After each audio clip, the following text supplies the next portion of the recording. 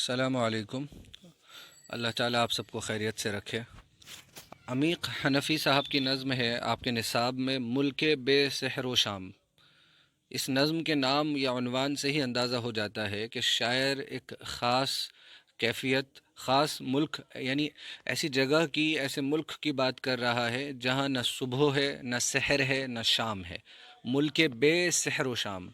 یعنی جہاں نہ صبح ہے نہ شام ہے۔ ایسا کیوں کہہ رہا ہے؟ نظم پڑھیں گے تو بات سمجھ میں آئے گی۔ آئیے سیدھا پہلا بند پڑھتے ہیں کہ کچھ برس پہلے سویرے منہ اندھیرے ایک پہاڑی پر پہنچ جاتے تھے ہم، ایک کالے سخت تکیے سے اٹھا کر اپنا سر، ادھ جگہ سورج ابھر کر دیکھ لیتا تھا ہمیں، ہم سحر خیزوں سے شرما کر جھکا لیتا تھا سر، دفعتاً اس کے لبوں سے پھوٹ پڑتی تھی ہنسی،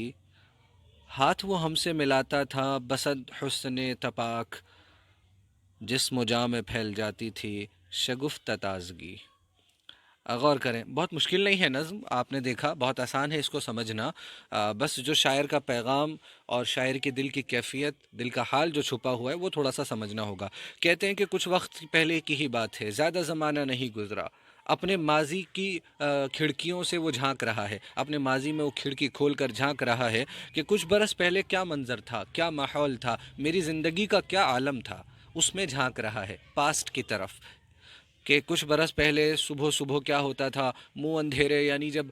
صحیح سے روشنی ہوا نہیں کرتی تھی، اندھیرے کا اندھیرا باقی رہتا تھا، ایک پہاڑی پر پہنچ جاتے تھے ہم، ایک پہاڑی تھی جس پر ہم جایا کرتے تھے، اس کم عمری میں، نوجوانی کے عالم میں، منہ اندھیرے ہی، صبح نکلنے سے پہلے ہی، سورج کے طلوع ہونے سے پہلے ہی ہم پہاڑی پر پہنچ جاتے تھے۔ اور ہوتا کیا تھا وہاں؟ منظر نگاری کر رہے ہیں، اب منظر دکھا رہے ہیں ہمیں، ایک کالے سخت تکیے سے اٹھا کر اپنا سر، تکیہ سونے کے لیے، ٹیک لگانے کے لیے استعمال کیا جاتا ہے عام طور پر، سونے کے لیے، تو ادھ دیتا تھا ہمیں۔ کیا کہہ رہے ہیں کہ ایک کالے سخت تکیے سے، یعنی پہاڑوں کی چٹانوں سے، پہاڑوں کے پیچھے سے جب سورج نکل کر آتا ہے، گویا کہ وہ جو پہاڑوں میں چھپا تھا، تو وہاں پر وہ اس کو تکیہ لفظ استعمال کر رہے ہیں ان پہاڑوں کے لیے، یا پہاڑوں کے پیچھے کی جگہ کے لیے، تو وہ کالے سخت تکیے سے، گویا کہ وہ پہاڑ ان کا کالا سخت پتھر تکیہ ہے، وہاں سے سورج اپنا گویا کہ سر اٹھا کر ہمیں دیکھ رہا تھا، ہمیں دیکھ رہا ہوتا تھا۔ ادھ جگہ سورج، خود سورج ابھی آدھا جاگا ہوا ہوتا تھا، سورج کی آنکھ بھی پوری طرح نہیں کھلی ہوتی تھی، وہ ابھر کر تھوڑا سا اچک کر ہمیں دیکھ لیتا تھا، اور پھر ہم سحر خیزوں سے، ہم صبح اٹھنے والوں سے وہ شرما جاتا تھا کہ یار یہ مجھ سے پہلے اٹھ کر آ گئے، تو اس کو شرم آ جایا کرتی تھی کہ اللہ تعالیٰ نے مجھے ذمہ داری دی ہے کہ میں تمام عالم کو جو ہے، ہاں، جو ہے تمام عالم میں روشنی پھیلا دوں، اور یہ لوگ مجھ سے پہلے ابھر کر آ جاتے ہیں، نکل کر آ جاتے ہیں۔ تو اچانک سے اس کے لبوں سے پھوٹ پڑتی تھی ہنسی۔ پہلے تو وہ شرما کر سر جھکا لیتا تھا، لیکن پھر اچانک سے یا ایک دم سے اس کے ہونٹوں سے ہنسی پھوٹ پڑتی تھی، ہمیں دیکھ کر وہ خوش ہو جایا کرتا، مسکرا اٹھتا، اور پھر ہاتھ وہ ہم سے ملاتا تھا بسد حسن تپاک، یعنی اس کا وہ جو نکلنا ہوتا تھا، گویا کہ ہم محسوس کرتے تھے کہ یہ ہمارا استقبال کر رہا ہے، آگے آگے بڑھ کر ہم سے ہاتھ ملا رہا ہے۔ بسد یعنی صد کہتے ہیں سو کو فارسی میں، صد، تو بسد حسن تپاک، یعنی بہت زیادہ، تپاک کہتے ہیں گرم جوشی سے، اور حسن ہو گیا خوبصورتی، حسن، تو تپاک کا حسن یعنی گرم جوشی میں بھی بہت زیادہ حسن ہوتا تھا، یعنی اس کا جو طریقہ تھا استقبال کرنے کا وہ بہت زیادہ گرم جوشی والا، محبت والا اور دوستی والا ہوا کرتا تھا۔ تو وہ ہاتھ ہم سے اس طرح ملاتا تھا، اتنی خوشی سے، اتنی گرم جوشی سے، کہ ہمارے جسم اور جان میں ایک تر و تازگی، شگفتہ سی تازگی، نازک سی تازگی پھیل جایا کرتی تھی۔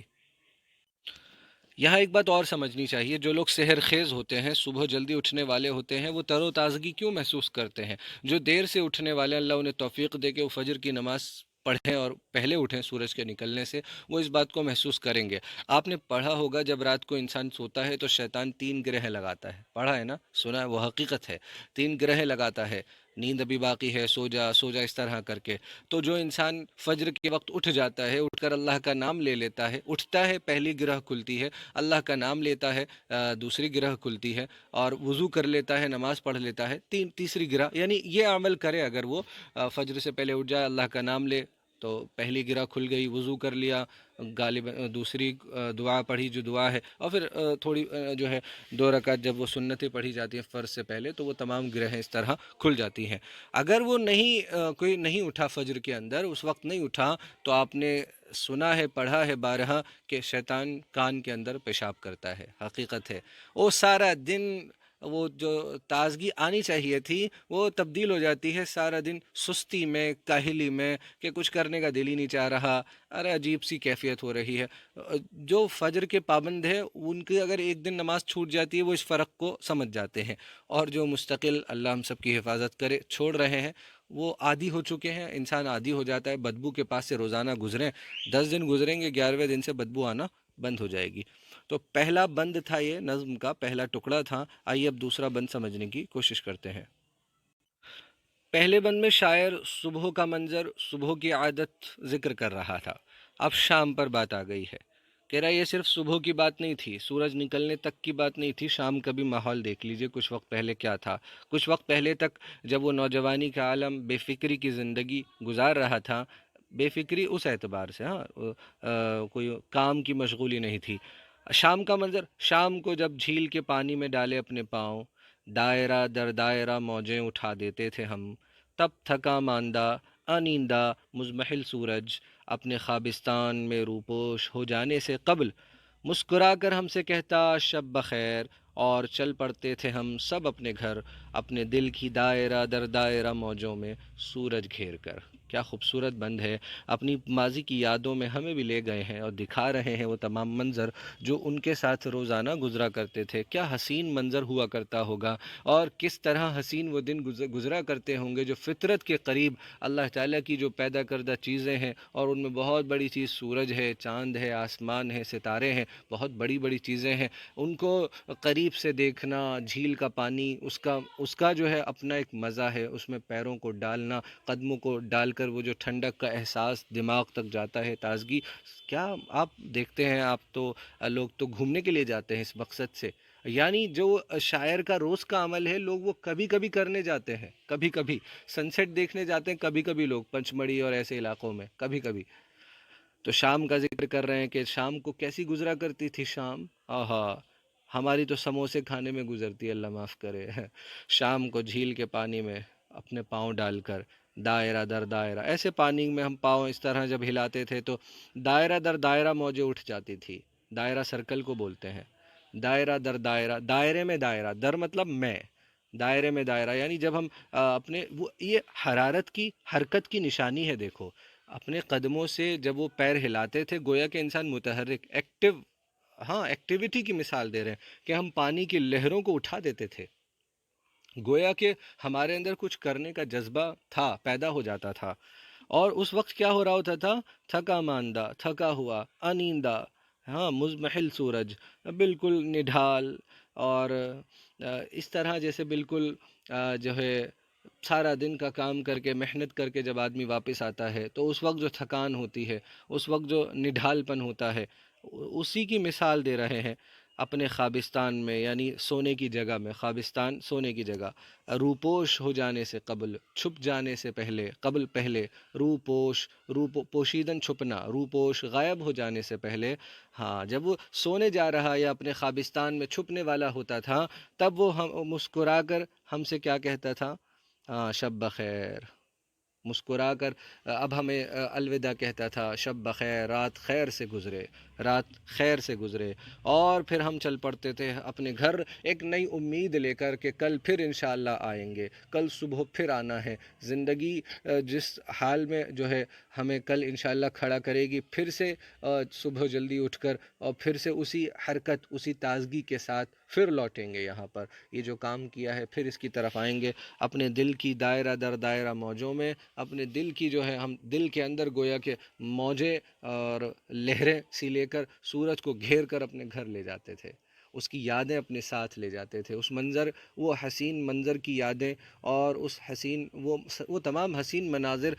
یادوں میں قید کر کے، اپنے دل میں قید کر کے گھر لے جایا کرتے تھے۔ یہ شاعر نے پہلے اور دوسرے بند میں اپنے ماضی میں ہمیں جھانکنے کا موقع دیا ہے، اور بتایا ہے کہ کیا وہ وقت کیا تھا، اور آج اب اگلے آخری بند میں وہ ذکر کرے گا کہ اب کیا ہو گیا ہے، اب ہم فطرت سے کتنا دور چلے گئے ہیں۔ اس نظم کو اس طرح سمجھیں، اس طرح بھی سمجھ سکتے ہیں کہ آپ شاعر کا بچپن یا جوانی کا وقت دیکھ رہے ہیں، اور بعد کا وقت کہ جب وہ اب کاروباری مشغولی میں، ملازمت کی مشغولی میں، دنیا بھر کی فکریں اس پر آ چکی ہیں، تو اس کی زندگی کس طرح بدل چکی ہے۔ ایک پہلو تو یہ ہے، دوسرا پہلو ایک اور ہے اس نظم کا، وہ یہ بھی ہے کہ ہم اس طرح بھی دیکھ سکتے ہیں کہ آج سے 10 سال، 15 سال، 20 سال پہلے لوگ کام بھی کیا کرتے تھے، لیکن اس کے باوجود وہ ان کی زندگی میں اتنی مشغولیاں نہیں تھیں کہ وہ فطرت سے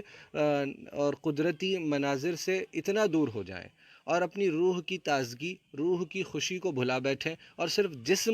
جسم کی پرورش، جسم کا خیال، کھانے پینے کا خیال اور روح کی تازگی اور روح کی خوشی، ان سب کو بھلا بیٹھیں۔ ایسا نہیں تھا۔ اس طرح بھی اس نظم کو دیکھ سکتے ہیں کہ جس طرح ہم ترقی کا دور جس کو ہم سمجھ رہے ہیں، ہم فطرت سے، قدرت سے کتنا دور جا رہے ہیں۔ آخری بند دیکھتے ہیں۔ یہ بند اس نظم کی جان ہے۔ جان مطلب یہاں نچوڑ آ گیا ہے گویا کہ، اور آپ دیکھتے ہیں نظم جو ہے وہ نیچے سے اوپر ہوتا ہے، نظم کے اندر ارتقا ہوتا ہے، دھیرے دھیرے درجہ بدرجہ نظم آگے بڑھتی ہے۔ اور اب بڑا سا سوال کھڑا کر دیا شاعر نے، ہمیں بھی سوچنا چاہیے۔ اب تو یہ بھی یاد رکھنا ہے محال، کس طرف پورب ہے پچھم ہے کدھر، کب اگا کرتا ہے سورج اور کب جاتا ہے ڈوب، کس کو بستر میں پتہ، کس کو دفتر میں خبر۔ اب شاعر، اب کاروباری مشغولی، زندگی کی مشغولیات، ترقی کا دور جس کو سمجھ رہے ہیں، اب تو یہ بھی یاد رکھنا مشکل ہے کہ بھئی سورج نکلتا کدھر سے ہے، ڈوبتا کدھر ہے، یعنی پورب کدھر ہے، پچھم کدھر ہے۔